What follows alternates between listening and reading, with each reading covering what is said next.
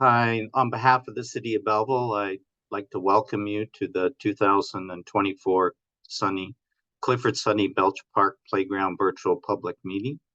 I'm delighted to be your host for the evening and would like to provide some opening remarks for you.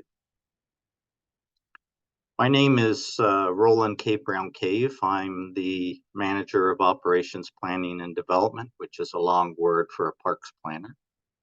And I work under the Transportation and Operations Services. And I'm the project lead for the replacement of the playground at Clifford Sonny Belch Park. Maybe some of you I've met in the past. Joined with me is Jenna Leslie, our communications coordinator, and her fantastic team, which consists of Caleb Sayer and Dwayne Winter, who have all played an integral part behind the scenes in trying to get this public meeting to a reality. Today's format will allow you to ask questions at the appropriate times. All the microphones and cameras of the participants have been muted. We ask that questions that you may have be posed in the chat function. Please feel free to ask questions related to the slides and presentations.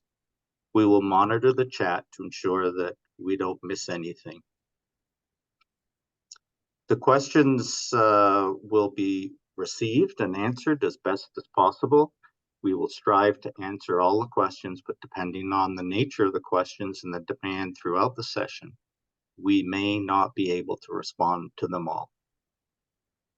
We also want to remind residents that after the session, they can always email us at parkconstruction, all one word, @belleville.ca. Now, I would just like to review a few rules of engagement for this meeting.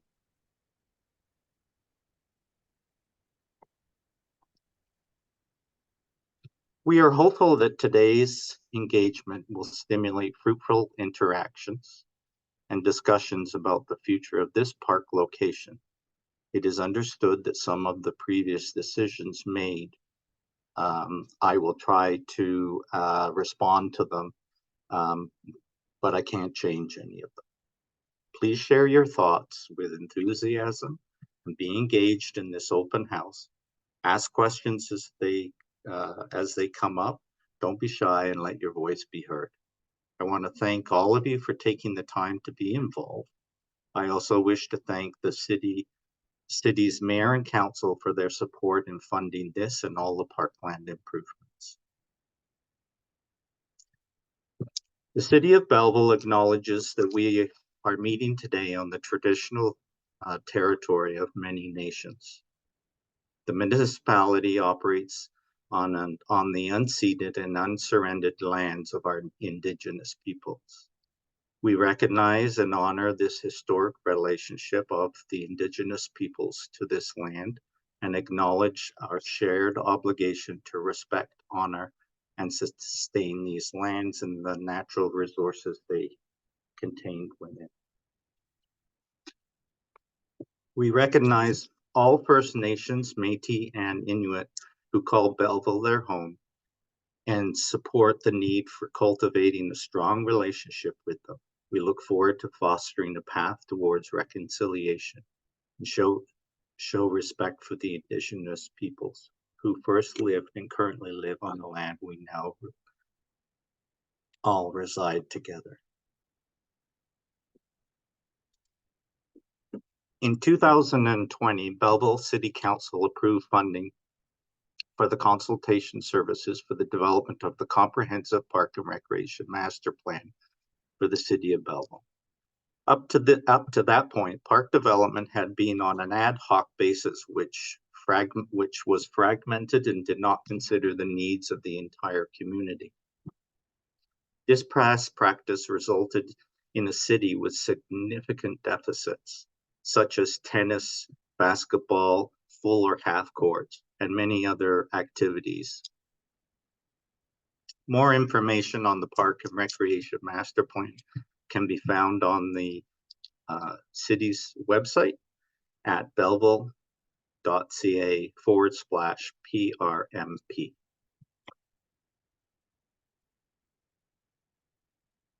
One of the 142 recommendations from the Park and Recreation Master Plan, approved and adopted by Mayor and Council in February of 2022, was recommendation 75, which states adopt a standard of provision one playground location within 500 meters or 5-minute walk of new residential areas, and as a guideline for identifying and resolving gaps within existing residential areas. Major barriers like roads, arterial roads, natural features like rivers, railway corridors are to be considered. And sometimes those items require it to be less. Clifford, Sonny, Belch meets this gap. As you can see, well, you probably can't see, but their Hillcrest was existing originally, but it was in its original state was just under 1.95 hectares, and it currently is just shy of 5 hectares now. With the Park and Recreation Master Plan, the city now has a 10-year plan to narrow the recreational gaps, such as these, and develop parks and trails and other green infrastructure to provide dynamic and passive outdoor opportunities for a growing community. City Council approved funding for the installation of this playground during the 2024 capital budget process as part of Phase 2B of the Hillcrest Park redevelopment. For the purpose of this meeting, I will provide a brief review of the theme directives that was used by the two proponents to help set up the location. And as you can see, we are going to have a company representative from each of them to present their proposal and answer any questions. In the spirit of time management, each representative has been allotted 10 minutes for their presentation and questions. Once all the representatives have presented their projects overview, answered their questions, a poll will be conducted. And we really do wish and hope that everybody that is in attendance will have their say in this poll. I wanted to spend a little tiny bit of time talking about the changes from the original plan, concept plan, to what is proposed and has been approved for the playground. On the left-hand side, you'll see the title, Original Concept of Play Areas. And you will notice that there is a couple of arrows. The purple, the dark blue, and the light blue are, the purple is the parking lot. The dark blue or dark teal is the 3-on-3 basketball, and then the arrow pointing to the new washroom and utility building. You will notice the beige, that is the original area that the playground was thought to be. And then the orange was the splash pad.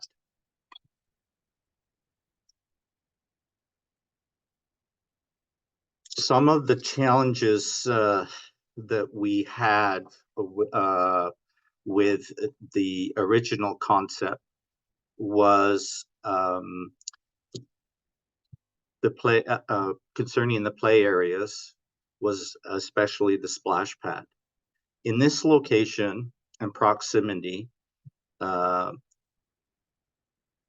if left in that location, would not have provided area for parents to sit, find shade, and also was on the edge of the slope of the toboggan hill.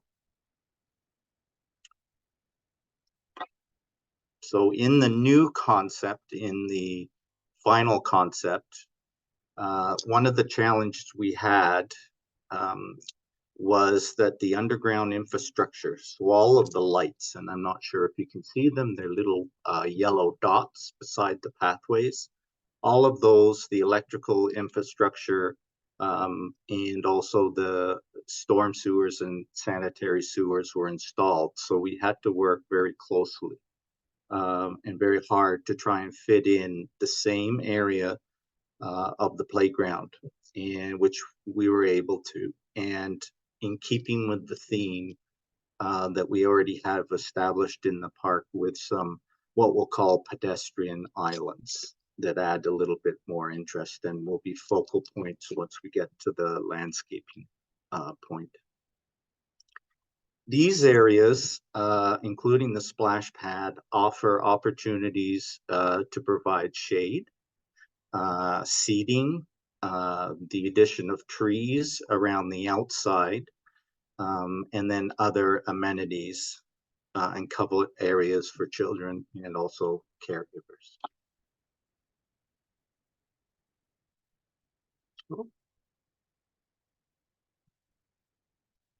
A survey was posted on the city's website earlier this year to engage the community, providing data that the contractors could use as a guide to the play structures throughout the city.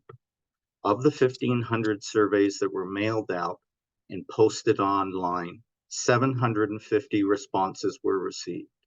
And I congratulate any of you that are on tonight that filled those out. That's a very high return on surveys in a community of our size. So congratulations. We use these surveys and they provide a lot of information, not just for this playground, but for other things as well. Interestingly, 46% of the respondents were from Stony Lonesome, or also known now as Clifford, Sonny, Belch Park, while 54% were from out of the area.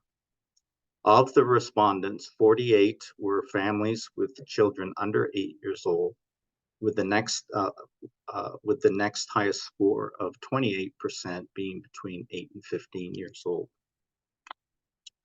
All of the results from the questions will not be shared tonight. We're just going to highlight a few of them, but they can be made available by, again, emailing parkconstruction@belleville.ca. Roland, sorry to interrupt. Just before you move on to the survey results, we had a question about the blueprint a couple slides back. Just came through.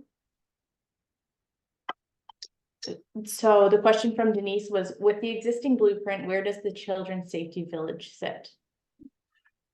So you can't really see it on the final concept, but if you look at the left, which says the original, the parking lot, which is where the purple arrow is actually a parking lot that will be shared with the Children's Village.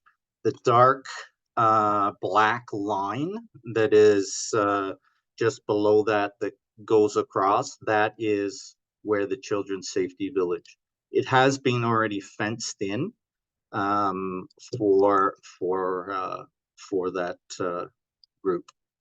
So their fence is already, we wanted to put the fence in so that we had control of the fence as opposed to the safety village. That's great. They said thank you. So back to the survey. Question 9, what is the most important, what is the importance of the following park and play space features? And the results were from this question was overwhelming shade, which was approximately 87%, swings, which was approximately 83%, and slides, which is 78%.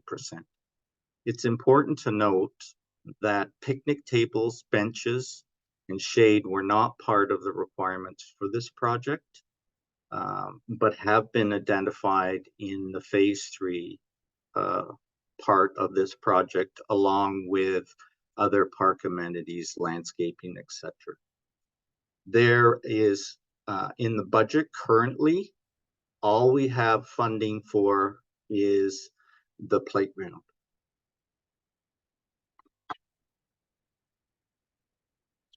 Question 12 said, would you say there's a need for playground or park elements suitable for ages above 12 years old?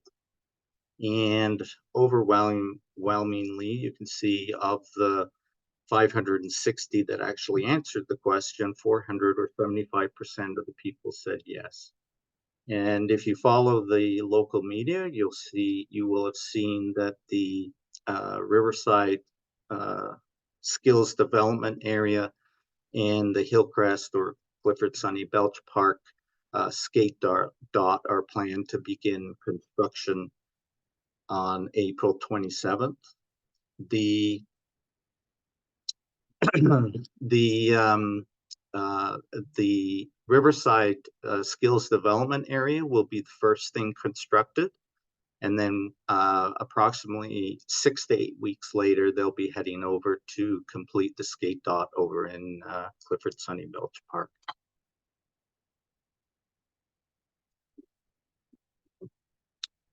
So this next question is fairly important. It says, please indicate the importance of the following playground structures. Well, as you will see, there's the various not important, somewhat, and very important. And you'll notice that that the highest ranked item was B, that there is a variation in playground equipment to suit the spectrum and abilities of the people that are coming. And then followed fairly closely behind is D and E, and those were there's a firm, flat, and stable access to other park amenities such as benches, picnic tables, and garbage cans.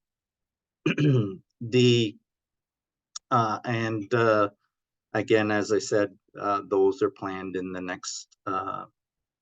next phase. And then there's also accessible paths connecting different parts of the park. I'm just going to stop here because I do want to address, I have been reading some of the comments, and I've received comments on why the park was developed in the phases that it was. The first phase was phase 1, which the residents of the area were very patient. And that's when we spent just under $800,000 putting in all the storm sewers, all the conduits, all the lighting, all the bases, so all the underground infrastructure. That was the start of the creation of what will become the Toboggan Hill. The next phase was putting the lights in, building the washroom, and also getting the grades and the partially the trails completed. One of the reasons that the area that's fenced in is because it's considered a construction site, and we'll be working once the playground's in to address some of those areas so that there's a smooth transition from the parking lot to the playground, from the playground to the washroom building. One of the reasons that all of that construction had to wait was because when you dig and you put things in the ground, you have excess soil. For the splash pad that's proposed for phase 3, there's a 5,000 gallon underground tank that's got to go in the ground. For that 5,000 gallon tank, there's a huge amount of excavation that's required. So the process, even though it doesn't seem to be very positive, it was to save the city money. And the reason we also moved the Toboggan Hill and created that Toboggan Hill was because there's new legislation regarding excess soils. And we wanted to avoid the incredible expense to have to go through and follow that legislation, which we didn't have to do because we kept everything on the property.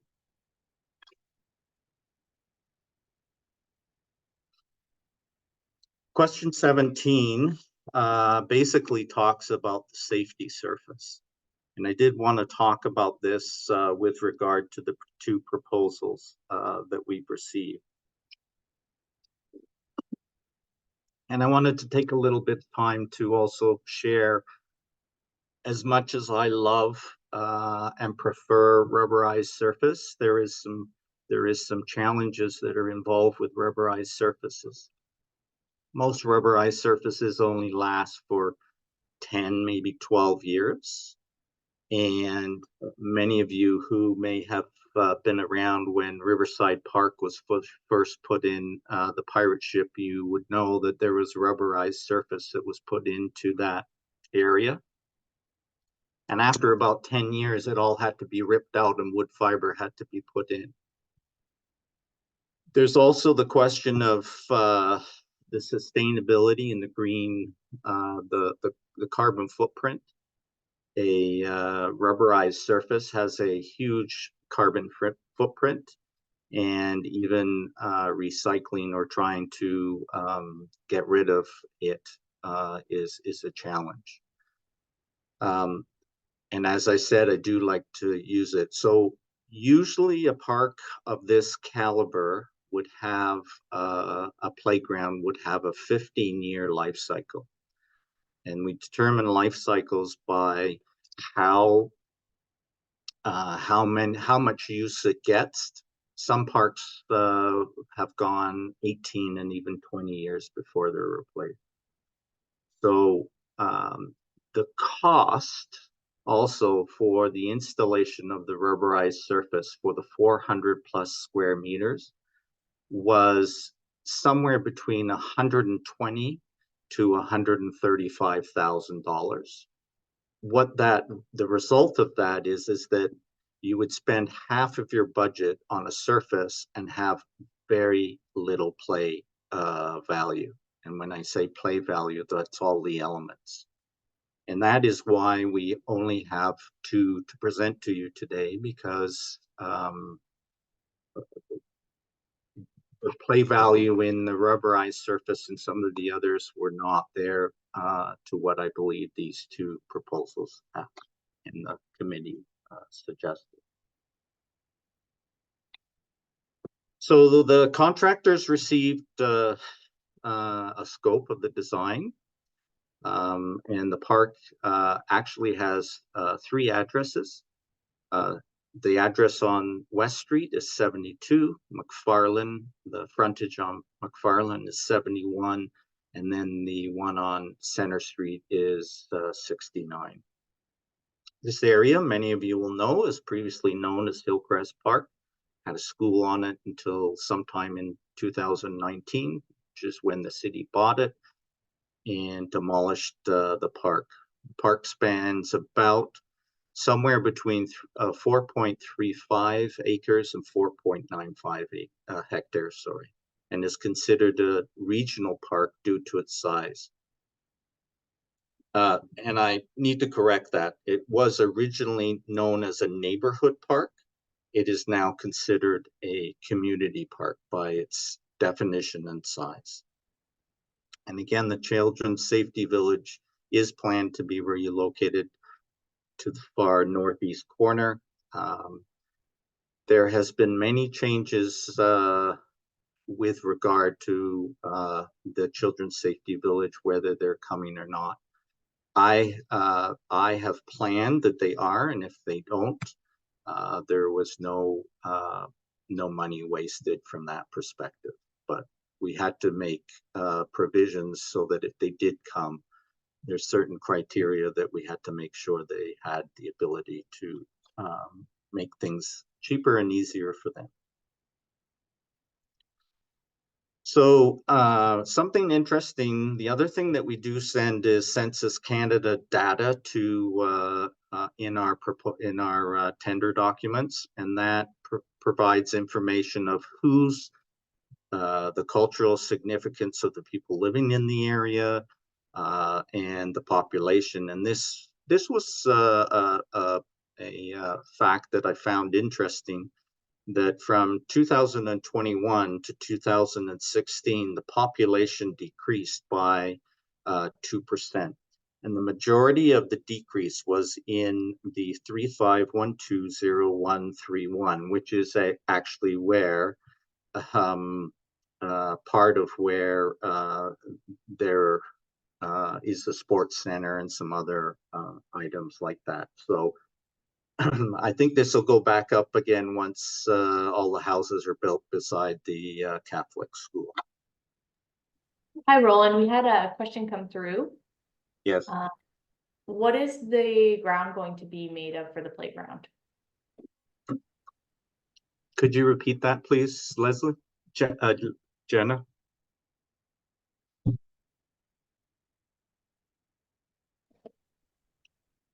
Oh, sorry, I was muted. What is the ground material going to be for the playground? I'm going to let the proponents talk about that when they share their, and if it doesn't get answered, then I'll answer that question at the end. Okay, thank you. Okay, so once the proposals were submitted, we had a committee to review the proposals based on the established criteria. The proposals were very different in their own way, and these two contain elements closest to the theme and meet the available funding for this project. And Shelley will present the first proposal, answer any questions at the end of her presentation and questions. Eric will present their proposal and answer your questions.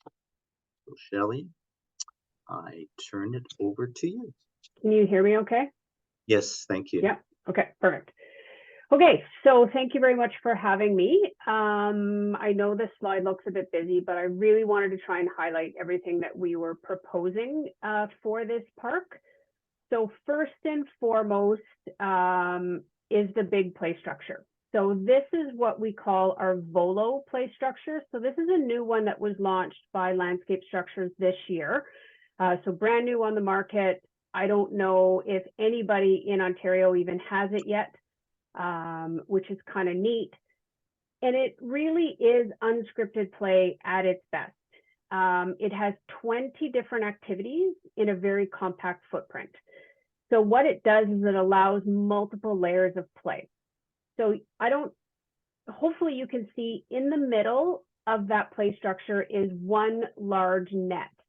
And the net does have a hole in the center to allow kids to come up and down through that space, but it also connects all parts of the structure. So there really isn't that prescripted, come up these stairs, go down that, that ramp, go up here, go that way. It's really play as you want. There's hide and seek games on that structure. There's all kinds of places. And one of the advantages of that flex net is the fact that it's a great place to just hang out and chill out. So a great social gathering place. It's really comfortable on the knees if you're someone that needs to crawl up that net. If you use a mobility device, it's much more comfortable than crawling across a really hard ramp and hard platforms and stairs, that kind of thing.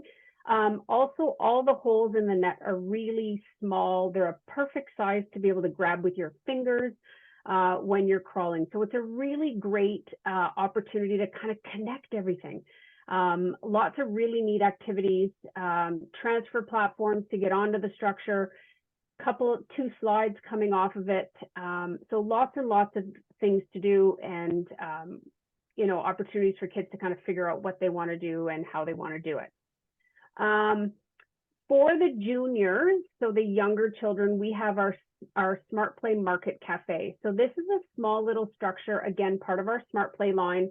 It has 10 different interactive activities, and it's very focused around food and the market, and it really sparks a lot of imagination. Tough to see on the angle of the photo, but there is a slide that does come off of that Smart Play Cafe. So there is an ability to get inside, to crawl around inside. There is a slide. There's musical instruments on the outside. There's lots of prompts for talking about food. You can sit down at the table and chairs, and there's dinner plates that you can move around. So really a nice opportunity to kind of talk and play kitchen and do all of those things while still having some other activities. So that we put in for the junior kids. Couple other things that I want to highlight. So our symbol communication panel. This has been a bit of a game changer for us in the last couple of years since Landscape Structures launched it. And just a quick little story, we installed one of these into a neighborhood here in the city of Ottawa. A community group had contacted us. They wanted a couple of interactive panels added to an existing playground. One of them was this communication panel. Once it was installed, the head of the neighborhood committee had sent it out to the neighborhood Facebook page to kind of say, hey, these panels are here, come and have a look. And she messaged me later on that night and said, I've been sitting at my computer just bawling my eyes out all day long. She said, I have had so many families that have messaged and said, this will be a game changer for our family. We have a child with autism. We have a child who's nonverbal or speech challenged. And this gives them the opportunity to communicate with their caregivers, their families. They can point to symbols. So there's feelings, there's letters, there's numbers.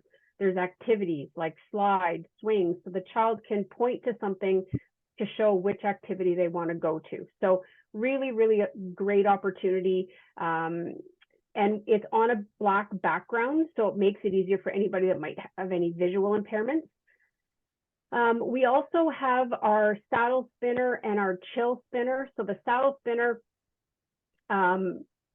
you basically can sit on it. It's for all ages. And it really sort of taps into your vestibular stimulation. Our chill spinner up here has a back on it. So for anyone, it is at transfer height. So anyone that needs that back support, great opportunity. Again, really good ability to sit and spin. And I know many kids really need that extra stimulation. Our We Saw is our accessible seesaw. So all 4 seats are at transfer height. They have handrests and they have footrests. They also have that space in the center where you can, children can sit there as well. So if they don't want to sit in a seat, they can sit in the middle as well. So you can have multiple kids, great place for adults as well. I sat in one of these with 3 other adults during a 20-minute presentation at a playground, and it was incredibly soothing. So great for all ages. We have a couple of drums that we've added to sort of round out our equipment. Again, they're all at wheelchair height, so you can use it standing, you can use it sitting. We have an accessible cycler. So we've got a post that's got a hand cycler on it. Again, at accessible height, you can use it sitting down or standing up. And then we have a 2-bay swing set with 2 belts, 1 toddler swing, and molded bucket seats or accessible seat. And then we've proposed that the ground covering would be engineered wood fiber. So as long as it's kept fairly level, it is deemed as an accessible surface for being able to get a mobility device across. So this was what we were able to propose to kind of get the most amount of equipment in. And we also really wanted to propose things that we've never put into Belleville before, or things that are just sort of outside of the norm, outside of the box. And so this is kind of what we came up with. Thanks, Sonny. You're welcome. I know there's a couple of questions, so Okay. let me. Yep, I can go ahead and we have a couple of questions come through. The first question, how far off the ground is the hole in the net? They're concerned that might be a choking hazard. It's a fairly large opening. I don't know exactly how far it is off the ground. I know it's not too far, but I don't see it as being a choking hazard. And I believe that there is a belt underneath it that also, as a child is going through that opening, they would use that belt to sort of stand on. You can kind of see in the image, there's a couple of sort of thin black pieces, and those are belts underneath so that children can, it's kind of like an intermediary step in a sense. They go through that opening, they get onto the belt, and then they can use the belt to then get onto the ground. Great, thank you. And the next question, the small house, is an adult able to fit inside? They're worried that might be a safety issue.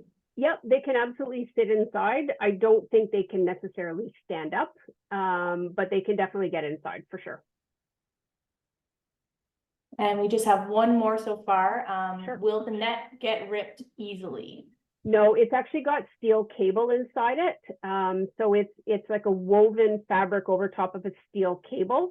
So it's very vandal resistant, and it won't be something that can, break or get cut or any of that sort of stuff. So it's gone through lots and lots of testing to make sure it's got the longevity.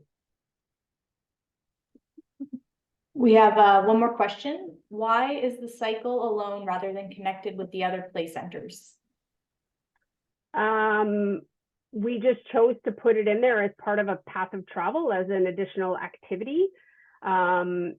Really tough to kind of put it on the Volo because it just has so much going on.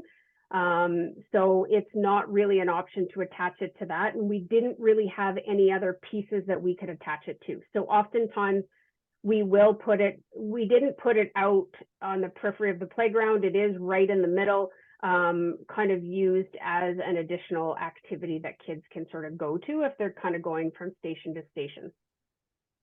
Could I add to that, Shelley, just for the information for the participants? So when all playgrounds are they're not governed, but it's best practice by the CSA Z 614-21, which is a set of standards that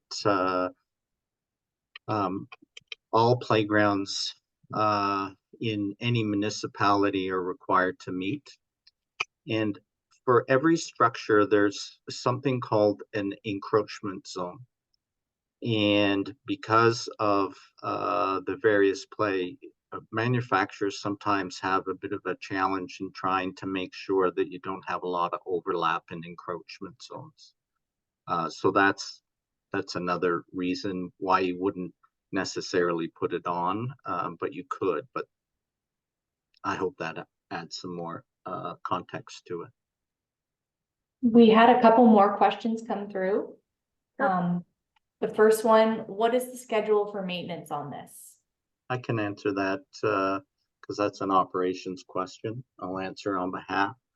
So the standard, the CSA standard, the best practice, so most municipalities in Ontario, if not Canada, that follow the CSA will do at bare minimum once a month. So unless there is a requirement to do any other maintenance on it or on the safety surface, but at the very least it's once a month. In each inspection, so they go through, inspect, and each month they inspect for something different. So example, 1 month they would go around and check all of the nuts and bolts and fasteners to make sure that they're all tight. The next time they would go and look at pivot points and make sure that they're, if they need to be lubricated, they would be lubricated. So there's a very comprehensive inspection process that's done in the city of Belleville that usually takes, for a playground of this size, would take somewhere around 3 to 4 hours to do once a month.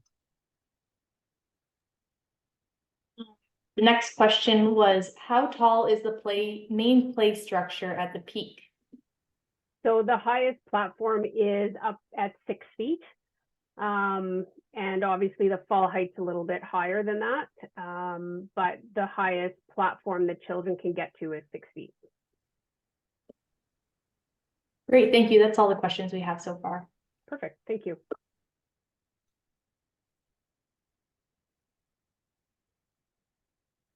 Okay, so we've had some questions, and next we're going to move on to Eric. And Eric, I'll hand it over to you. Welcome. Thanks, Roland. And thank you everyone for coming to review our designs today. So our design here is, it's a playground structure manufactured by Jambet and a swing set from Compan. And a little bit about Jambet. Jambet is the largest Canadian manufacturer. And the great thing about Jambet and the playgrounds they offer is by sourcing locally, using the benefit of the Canadian dollar, it really allows us to include a lot of play value within the park design. So I'll start off the overview with with a little bit of an overview on the accessibility aspect, and then I'll transition into the play value and challenge of the structure. So our main structure in the middle here is it's a large traditional structure. And the really neat thing about this structure is that it is a multi-level 2-story structure that is 100% accessible to Annex H and the CSA standards. So the CSA standards require that for a playground to be considered accessible, that has to have an accessible route. So our accessible route begins with a wheelchair accessible ramped access to the main level. And then from there, we have 2 what's called urban tunnels. And the height increases on the steps on these tunnels is maintained at 6 inches rather than the typical 1-foot height increase. So children with limited mobility can go up these urban tunnels a lot easier than they could on a typical 1-foot height increase. So that allows us to get all the way up to an 8-foot platform on a route that's considered fully accessible to the Annex H standards. Now it's pretty hard to see on here, but on the main level, we have a large play area, which is, I believe it's 10 platforms put together that are all at the same level. So a wheelchair user can access via the ramp and move around the entire main level without any encumbrance whatsoever. And so on that main level, we have 3 different play panel features. We have a xylophone that is a musical xylophone where the notes are accurate, but they're not too loud, so it's not a sensory overload feature. There's a matching panel, a find the pair panel with a bunch of different shapes and designs where kids can play together with their friends and play a matching game. And there's also, you can see it below the big tall slide there. You see the back of that panel is actually a 3-in-a-row game panel. And so kids can play it together. So there's a lot of what we're trying to do on this main level is create inclusive play where kids have an opportunity to play together as much as possible. Now on the far end of the structure there, it's hard to see. I thought we included a picture, but we didn't. But it's called the gondola. So it's basically a large ship that rocks back and forth. And so this is wheelchair accessible as well. So the wheelchair can roll right onto the large ship. And it is up for up to 10 kids can use it at one time. So it's a really great inclusive experience because there's opportunities for all abilities, all ages to get on there and play and experience the rocking motion together. There's benches for seating as well as open space for mobility devices to go on that structure. So after the main level, we go up the first urban tunnel to a 4-foot slide. That is nestled on a triangular platform there. And then you go up 2 small triangular platforms and go up to the second urban tunnel to get up to the 8-foot tall platform. On the 8-foot platform, we have 2 of the modular Lux slides. These slides are really exciting because these modular slides typically move a little bit faster than your traditional slides. And of course, they're 8 feet too, so there's a big excitement factor to those slides.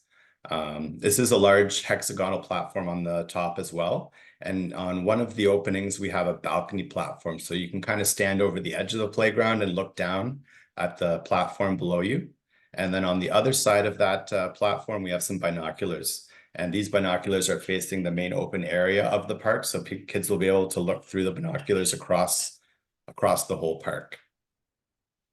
And below that structure, we have some quiet retreat play opportunities as well. We weren't able to show them, so I'll just have to describe them to you. So below one of the platforms is a cozy seat. It basically connects all 4 of the posts together with a rubber seating area so kids can lounge and relax on that seat. And then we also have a games table. So there's below one of the other square platforms, there's a square table with a bench seat as well as an open seat. So if the child's using a mobility device, they can be beside the platform. And on that table, there's different finger maze games that the kids can play, or they can just use it as a social area as well. At the ground level, we also have a lot of great accessible features. You can see on the first picture here at the bottom on the left, it's our Scylla teeter-totter. Now the Scylla has full upper body support on it. So kids who are not able to support themselves on a traditional teeter-totter can sit on the Scylla teeter-totter and have that full upper body support and lean back, and their friends or caregivers can help them rock. And there's also a spot in the middle for multiple kids to sit and you can sit on there, or you can kind of stand on it and use your feet to help rock the teeter-totter as well. Below the Scylla is a picture of a circular spinner with, you'll see two blue crossing arms on it. That is a multiple user seated spinner. So you can get 3 to 4 kids standing on that spinner at a time and spinning, or you can also have a child who has some mobility limitations and they can use those crossing arms to help support themselves. Where typically a spinner, if you're sitting on it, you need to use your core strength, but this allows them to have something to hold on to. We have 2 other spinners in our design as well, which you can kind of see on the layout view. One is a standing spinner and another is a different type of seated spinner. Beside the spinner there is the rocking nest with the blue rocking feature with the boy sitting in it. That is another great accessibility feature because it has full upper body support again. So if they don't have the ability to support themselves, they can use that. And it also creates a semi-enclosed space. So children who have sensory disorders can sit in there and have a little bit of a quiet retreat area and kind of reset and take some time to gather their thoughts. And then on the right side, moving from right to left, we have a large group swing. So these are great because you can get the entire family, regardless of ability. You can all sit down there and swing together, try to see how many you can pile on that swing at one time. And in the swing set, we also included a Belch seat and a toddler seat. To the left beside the group swing is our spring rider. I actually had, it's not a frog included in the design. It's a car, but it could be switched to a frog. They're interchangeable. But this is a nice early years user feature. And then above the frog is our communication board. So that's a series of different pictograms, letters, to convey feelings, or there's some say they want to play or want to jump or do different things. And so that's a great tool for if the child is nonverbal, if there's a language barrier, they can use that communication board to communicate with each other. And now the final piece here that I want to show you is the Volt climber. This is a really tall, exciting climber. The peak of the climber is 15 feet tall. And it's a really unique, engaging feature because rather than your traditional climbing equipment, maybe overhead ladders or a wall to climb up, the Volt climber is a non-traditional climber that has a variety of surfaces. There's rubber belts, there's metal bars to climb on, there's high-density polyethylene panels with climbing grips on them, and there's also rope climbers. So this variety of climbing experiences and different ways that you can go up the outside, through the middle, create different routes to go up it. That is the type of play feature that keeps kids playing for hours on end rather than just doing the monkey bars a couple times and then moving on. So to summarize on our design, what we were really trying to do here was to create a truly inclusive play experience. And to me, what inclusive play means is that children of all abilities, whether they're a child who uses a mobility device or whether they're a 12 or 14-year-old kid who is looking for as much challenge and excitement as possible, we want to create all of those play experiences in a play route that has them all playing together so that every child at the park can have something to do and enjoy at the playground. So with the fully ramp accessible and 100% accessible traditional structure, while also getting to a 8-foot tall platform, which also has climbers going up to that platform as well on the outside, 8-foot tall slides and a challenging feature climber with the Volte that for us, that really brought it all together and created a truly inclusive play experience for the park. And that's it. Thank you. Any questions? No questions so far. I hope that's a good sign. Oh, we just had one come through. Oh, yeah. Oh, sorry, I'm reading them as they come. Oh, perfect. Forgot to mention that. Yes, we have the engineered wood fiber surfacing in our design.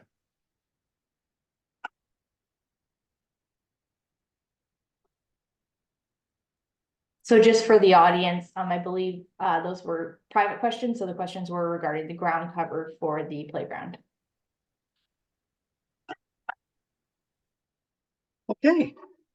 Thank you very much, Shelley and Eric, for taking the time and presenting those options to our participants. And so now we have the question. which option do you feel captured the scope best for the park? And we would really like it if everybody would participate in this poll. So we'll just give it a few minutes. As you can see, option 1 is ABC Recreation, which Shelley presented, and option 2 is Eric from Open Space Solutions.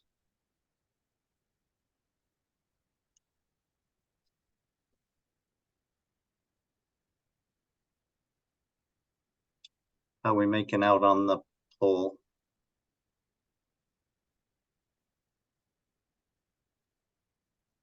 Just have a few more. We're at 19 of 24 have participated so far.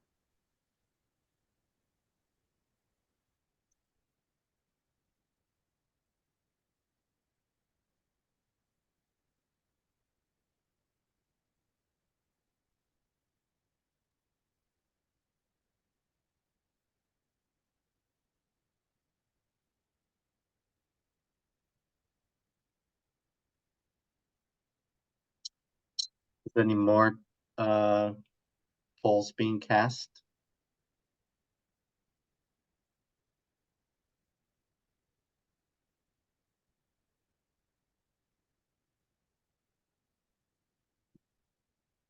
We're at 91%.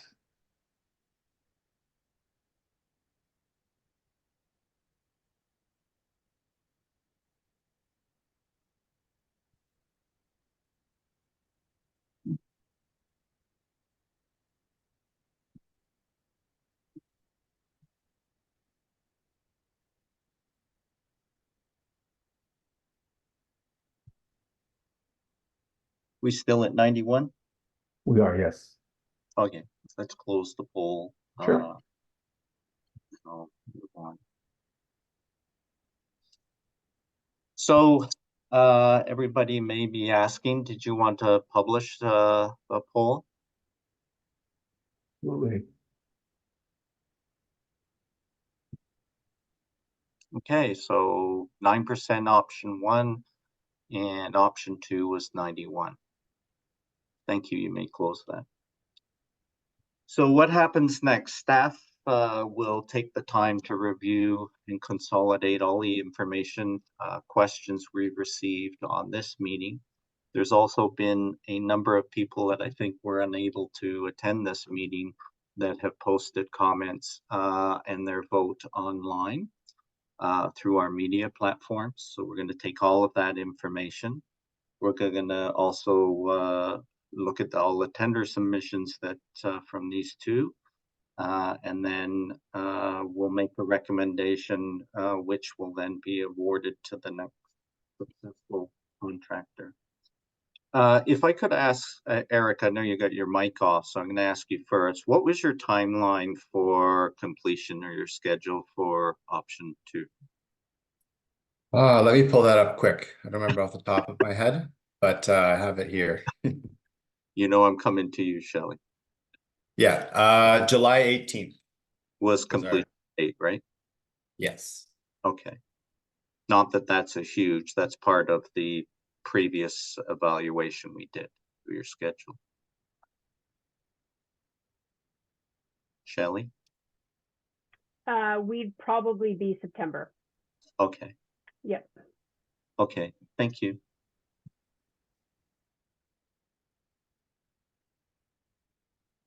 So, Jenna, we have some questions, I believe, that were saved to the end.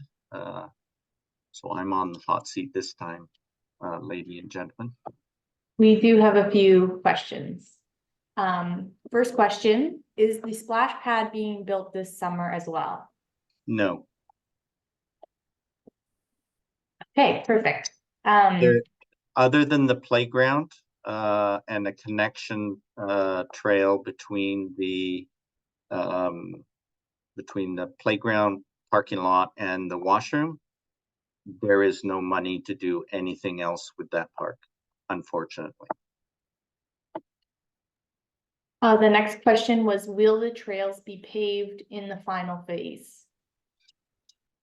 Paving is like the icing, so if the proposal for phase 3 is put in, which includes currently a picnic shelter, which would look similar to the washroom and colors similar to the washroom building, opposite the washroom building. It would include the splash pad, all the park amenities, irrigation, so that we make sure our trees get a good start in the first 5 years of planting, and all the amenities, benches, picnic tables, and the final things. Realistically, with all of those projects going on, the paving would then go to 2026, because we would never pave anything until after everything's done, because you don't want equipment running over brand new paving. The next question was, if wood chips were used for the playground, is it easy to locate needles or hazards? Yes, I saw that question, and believe it or not, we've never encountered that in operations yet. That's not to say that it wouldn't be. What we recommend is, if somebody does see one, not to touch it, but to use the report an issue, and issues such as that nature, or call the after hours number for Public Works. That if it's something significant like that, there's people on call and we would come and pick that up. But other than that, that's a great question, but we've never run into it.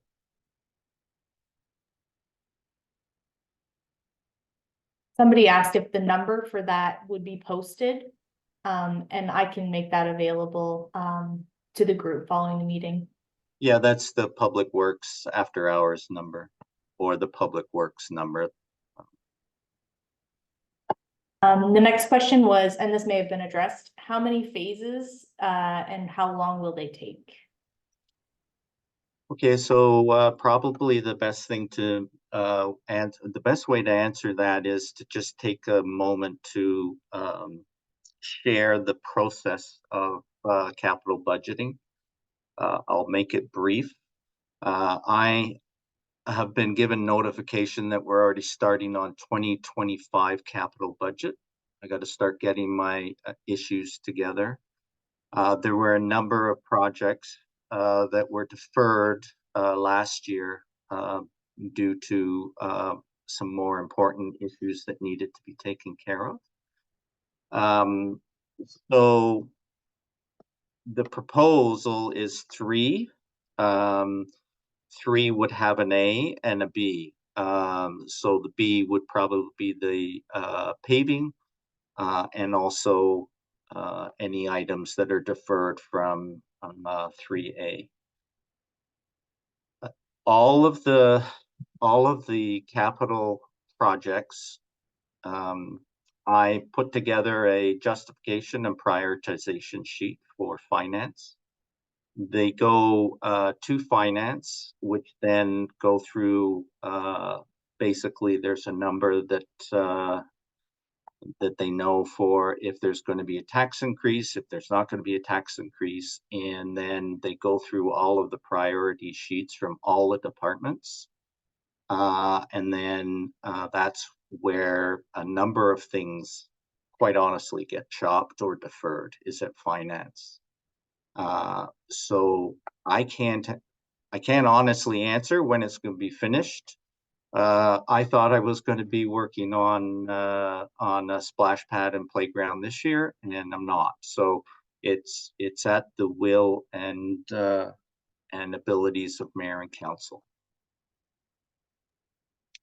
The next question, when will the pickleball courts be complete and ready to go? Well, that's an amazingly interesting question, because they were supposed to be finished September 15th of last year. The contractor who's responsible has been put on notification that if they're not completed by May 15th, they will be surcharged a penalty of $1,000 per calendar day of a delay. I don't know if you can tell, I'm a little frustrated about the contractor on that project, but we'll just leave it at that. So May 15th is the D-Day, and if it's not, it's going to cost the contractor some money. Next question, can you explain the benefits of wood fiber as the ground material for playgrounds, both for the environment and for the children?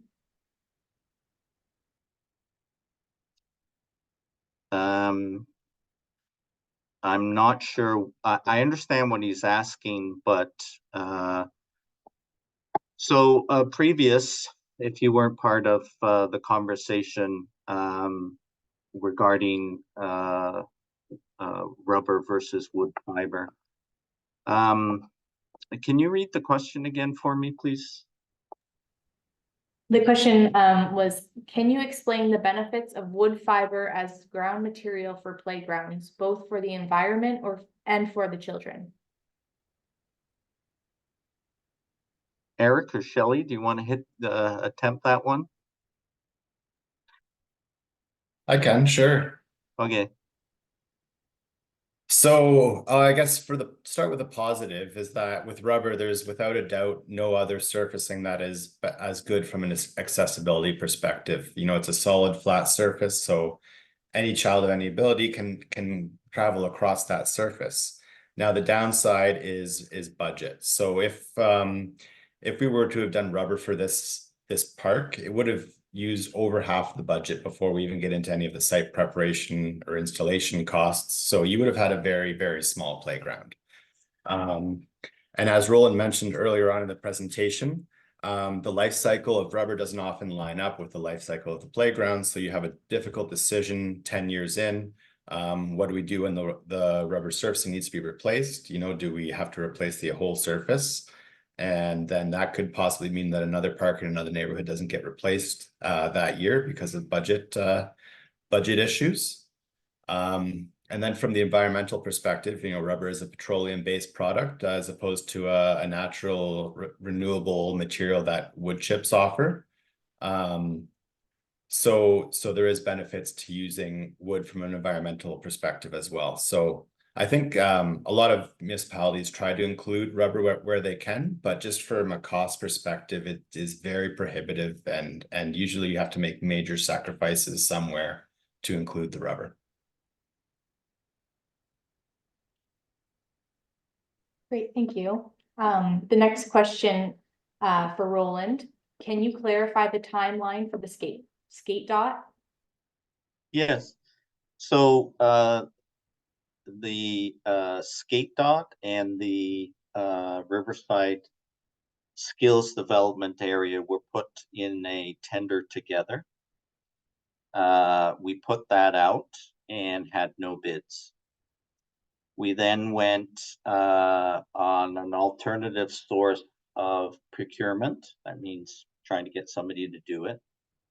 And in that process, we asked them to price our original design. And just for example, since COVID to present, concrete has increased by about 35 to 40%. And the two projects were over budget by $250,000. So we had to go back. We redesigned and worked very hard this winter with the Canadian Ramp Company. And they were awarded, the ink is dry, I believe, as of earlier this week on the contract. They are starting at Riverside West Park. And I hope you were able to see the concepts that were posted by our wonderful communications team. And then that timeline is approximately 6 to 8 weeks. I will tell you there's a time-lapse camera that's been mounted because we wanted to show the construction of the project, like we did for the Marianne Sills time-lapse photography. And then after that park is done, they're moving directly over to the skate dot in Hillcrest. And that will take another approximately 8 weeks. And so far, we just have one more question, and it was regarding the pickleball courts. Somebody was asking why 8 courts? That's a great question. So originally there was, in the process, there was 4 pickleball courts that were suggested. And decisions higher than my level were made to put in 8 courts, so that it could then, like the lawn bowling club, could potentially host tournaments. Secondly, just in relation to the Park and Recreation Master Plan, for a population of our size, there would be the requirement of about 12 courts, and 10 courts. Currently, there's the 8 there, and then Potters Creek has a multi-use court, which is a tennis court with pickleball lines on it. So from a planning standpoint, pickleballs unfortunately is taken care of now. We have 10 basketball courts now to find a home for. We have and tennis courts, we only have the one multi. We've got lots of other facilities. I do not see, unless somebody from above me, my direct report, or somebody else wants to put in more pickleball courts, but there's a lot more other items that are far more priority than pickleball courts. We had a couple more questions come through. Great. The first, will the tobogganing hill be open this winter? No. The remaining park that is within the construction area needs 6 to 8 inches of topsoil to be placed onto it. The toboggan hill needs to be sculpted, and the 3 sides, so the south, east, and west side, will have plantings put into them for a safety hazard. We don't want participants to go down the wrong side, hit trees along Farland, hit light poles or playground elements to the east, or go into the fences for the pickleball. So that has to be graded and established. And I don't have money to do that, so that will not be done this year. It will be fenced off because of the size of some of the boulders that are on that hill. The next question, somebody's asking if there's a drawing of where you're placing the playground, skate dot, splash pad, etc. Based on the current photos they've seen, there isn't enough room for everything in the green space. I'm not sure, they may have missed it. Yeah, so I'll go back. So they're asking for the skate dot map. Okay, so let me go back.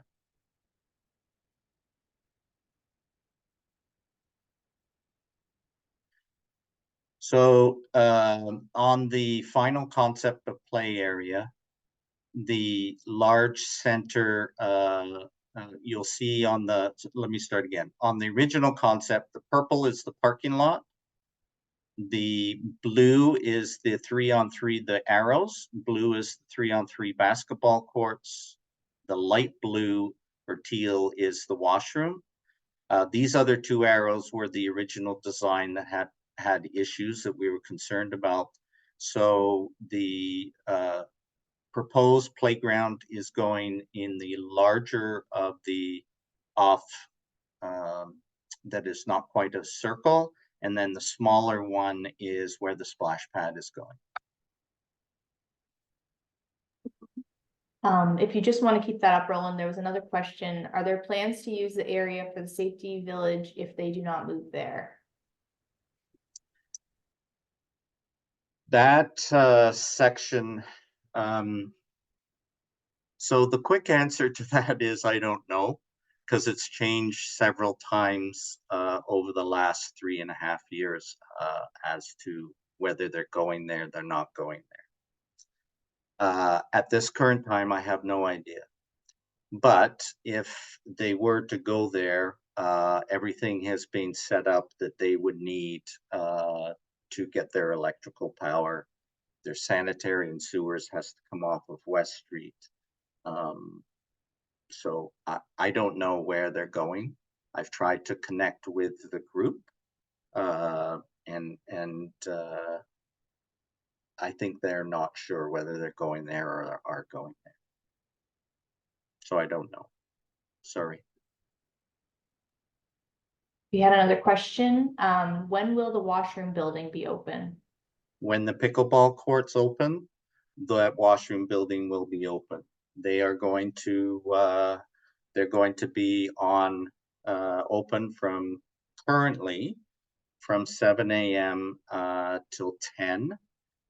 If there's issues, then park operations may change that.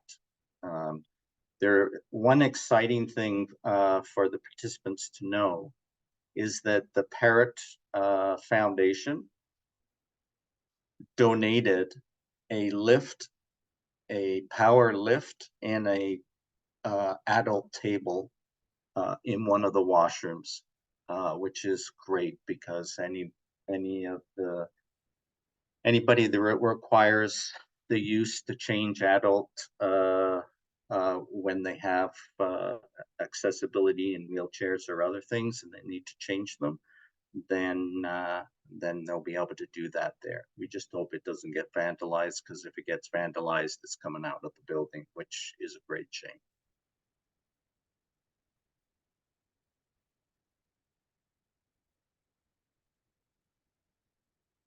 Anything else? I think you've addressed pretty well all the questions. There was another question about pickleball courts, why there are so many. But I believe you've answered that question. So there was a question from Denise right at the very beginning. Are we going to discuss decisions that have been made or the possibility of changes? So just quickly, I just say that I work at the will and desire of mayor and council. So any decisions that were previously made, those decisions were made and supported by mayor and council. So if there's any changes that is to be thought about, that I would need direction on that, and I have not received that.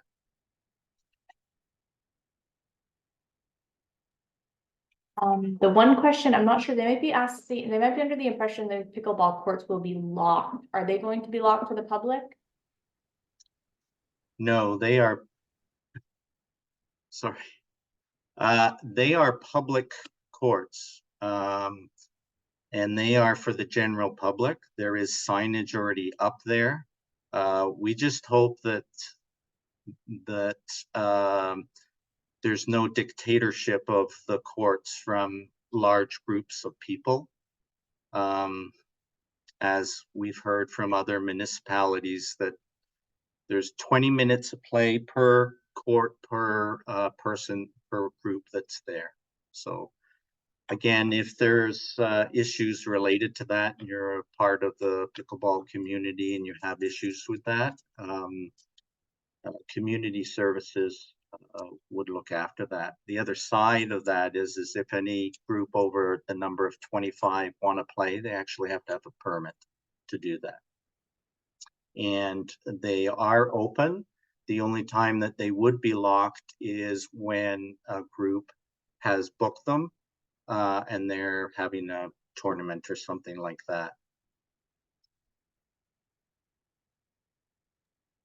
Next question, if you just want to clarify the timelines for both proposals again, maybe? Oh, so what happens next? Is that what they're asking, Jenna? Sorry, the estimated completion date for both proposals. So the option number 2. So let me go there. Ooh, too far. So option number 1 is sometime in September. Option number 2 is July, middle to the end of July.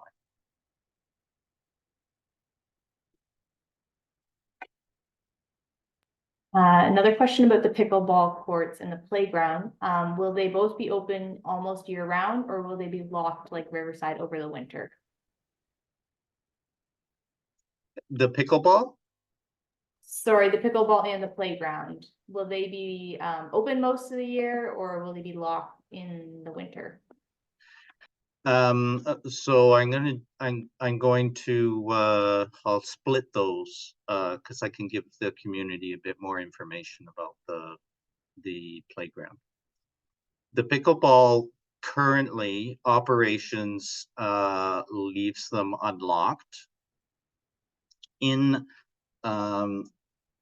through the year. If there is the potential for an incident, so like the skate park where there's snow and ice and all of that, they will get locked up because we don't want anyone tripping, falling, slipping, whatever, because they're not maintained. The playground will not have a fence up currently. We are working through the have it fenced, not have it fenced, especially once we get a splash pad in there. So operations and myself are working through some of the challenges to have fencing and some of the challenges not to have fencing. There is a lot of fencing in that park, and I'm not going to say anything other than that. There is. And the less fencing that we have up, the better. But there is some reason why we do lock up splash pads behind fencing. So that decision hasn't been made yet. I think that's it for questions. Yeah, not seeing any more questions. Okay.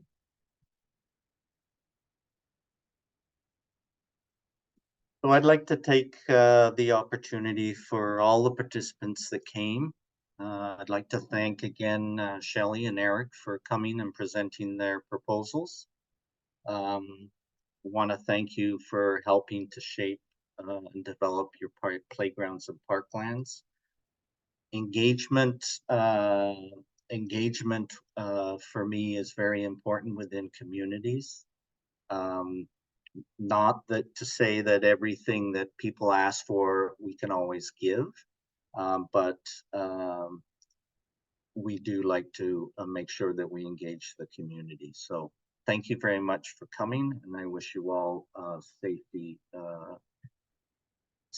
and have a good week.